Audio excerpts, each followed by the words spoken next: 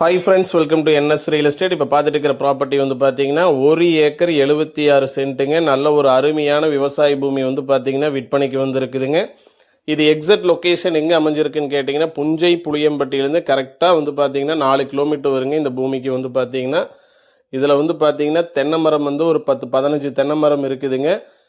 தனி போர்வெலுங்க. Free current service வந்து பார்த்தீங்கன்னா 5 HP சர்வீஸ் இருக்குங்க. நல்ல ஒரு அருமையான விவசாய பூமி தான் விற்பனைக்கு வந்திருக்குங்க.